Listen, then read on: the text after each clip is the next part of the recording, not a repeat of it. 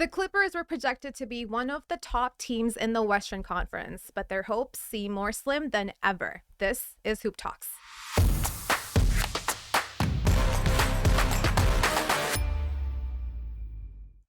Welcome back, you guys. I'm Noor Zainab, Justin Pooni, Jelani Goodridge-Reid, and today we're going to break down the LA Clippers in the Western Conference right after Paul George went down against Oklahoma City Thunder in the fourth quarter with just about 4 minutes left to go. The game was tied 91-91, but the second Paul George went off, they actually lost that game 101-100 by 1 point. If we can have the clip play where it shows Paul George getting injured, it looks kind of bad. It doesn't look great. It looks like he hurt himself pretty badly. And I think the discourse around it immediately after was just, how long will he be out for? But thankfully, the verdict has come out and we know now that he will be reevaluated in 2 to 3 weeks. But what does that tell us about the playoff picture of the Clippers, Jelani?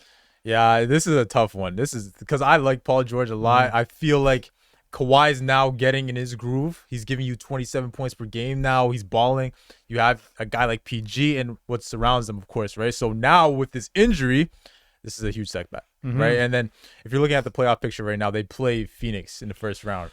I don't think they're even going to hold the 5th seed because the West is so close. Like every single team from 4 to like 11, it seems, right? You lose one game, you're like down like a few seeds. So I think this is tough for the Clippers. I'm just looking at this franchise though, as a whole. I don't know what it is. I don't know. Is the it Clipper because curse is real? They're the baby brother in LA? I don't know think what the it Lakers is, man. cursed the Clippers or something. Because like there's always an injury, and it's not even just this edition. It's the Chris Paul teams, They're right? like your Dallas Cowboys, man.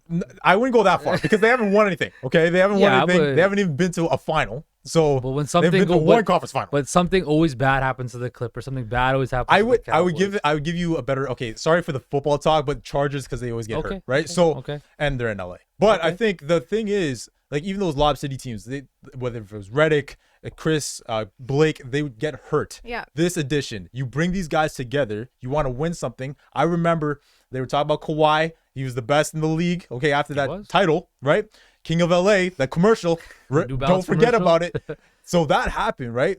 But let's not forget they failed in the bubble, right? They failed. Mightily. That Choked.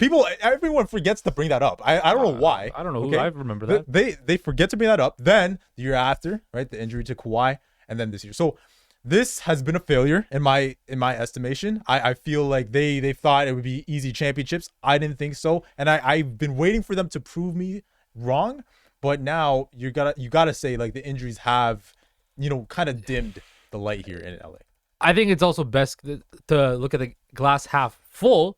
It's the best case scenario for the Los Angeles Clippers. You saw how gruesome that injury looked, right? When I saw him, oh, his season's done. I thought he's so. done. He's done, right? Because we all know Paul George's history with his leg, right? The fact that he had a 360 dunk after he broke his leg like that, he could still have that athleticism is crazy. It's an athletic feat itself. But this is the best case scenario for the Clippers, that he's going to be back in 2 to 3 weeks. He won't miss too much significant time in the playoffs. Now, it does affect their seeding in the Western Conference, like you mentioned. Look, the West is wherever. Like I think any team can beat any team on any given night, right? There's a chance that the Phoenix Suns could fall into the play-in, right? There's a chance the Minnesota Timberwolves could go up into a 6 seed. We don't know what's going to happen. All we know is the Western Conference is going to be an absolute dogfight the entire way through, right? And the fact that Paul George is going to be out in the next 2 to 3 weeks sucks, but as long as you have a ticket to the dance, they'll be fine. They'll make their way out. I still believe that the Clippers will make a run. They're not a championship run, but they'll still be fine in the Western Conference playoff picture. Yeah, I think they have all the right pieces to make a run. If not now, then in the future. Because as we mentioned, Kawhi Leonard, he might not be playing to his abilities the entire year, but we know when he turns it on, it's going to be right after the All-Star break, right into the playoff section, and he'll make sure that he's going to be that Kawhi Leonard with the extra little bit of sauce in his game. On the other hand, as we said, Paul George has been playing super well as a guy who's number 2, not a number 1 guy even, just a number 2 guy next to Kawhi Leonard. The same night he got injured, he had a 360 dunk, and it took all over the highlights. Everywhere you looked, it was Paul George scoring everything. I just wish the Clippers had earlier game time so someone like me on a Toronto time frame can watch them I stay and up. not feel tired. stay up. Jelani, you get like 5 hours of sleep every single night. I don't know how you do it. I wish. Exposed. But and then having a guy like Westbrook there now too, he's actually producing to a decent level and helping the Clippers get some wins, because after Paul George went down, they actually met OKC again the day after, and they won that game. It was 127-105, led by Kawhi Leonard's 32 points, but it was also Westbrook's 23 that he added on that helped the Clippers get that win. So how much can you count on Westbrook in this time with Paul George away? $1 million question, guys. I don't want to sully Russell Westbrook though, because look, Russell honest. Westbrook is what he is. He is what he is. He's not gonna be Russell Westbrook from 5 years ago to average a triple-double. He's not gonna be that guy anymore, right? That's not what the Clippers are asking him to be. Can he be a guy that can average 14 points, 6 assists, maybe a couple rebounds, like 4 or 5 rebounds a game? If he can do that, that's all they would need. That's great, right? As a guy that can fill in for Paul George's shoes and average, the 24 points a game, the 5 assists. Paul George also averages a steal and a half a game too, right? You're talking about one of the best two-way players of a generation. That is too far-fetched. But I think if Russell Westbrook can stay within his game and not do too much, look, they got Norman Powell. They got Bones Highland. They got, Terrence Mann. They have pieces on the Clippers roster. So I think if Russell Westbrook just stays within his game and doesn't try to do too much, right, they'll be fine. But he's not going to replace Paul George. Real quick, Jelani, does this team have a future in contention? Like this season, like these playoffs? These not right Or now, just but the moving forward? future in contention. Yes. Yeah, like let's say the year after. Yeah, I truly believe, because they're a deep roster. They have a good coach in Ty Lue, one of the best, if not the best, you could argue, right?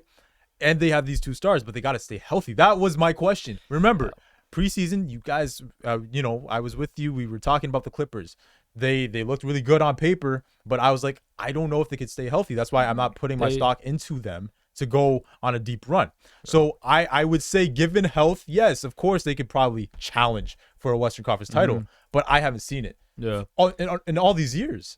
I also got to think about the age too of these players. Like They're they're getting getting older. up there in age, and they're not gonna contend for the next 5 years, I think, but the next 2 to 3 years, there's this contention. The window window's there. closing. It's closing, right? And they have no more draft capital, right? They gave that all away for Paul George, so they're gonna need to figure out a way to maximize this We'll see what happens. small window they Inglewood. have now, this closing window, Yeah. and what they can do. But they got Steve Ballmer, who's not afraid to spend money, so that's always a good thing. Into a dome. Not afraid to spend money or use money. Yeah, I think the problem with this team has been, we've seen how good they are, just like the Raptors last year. Even without Kawhi Leonard in the lineup, even without Paul George, they were able to get those wins. So what are we missing now with those main guys in there? But if anything, it looks like the Raptors and Kawhi sold their soul for the 2019 championship. The Raptors take on the Pistons tonight. We'll see if they can take a win. And good luck to the Clippers and Paul George. See you guys next time.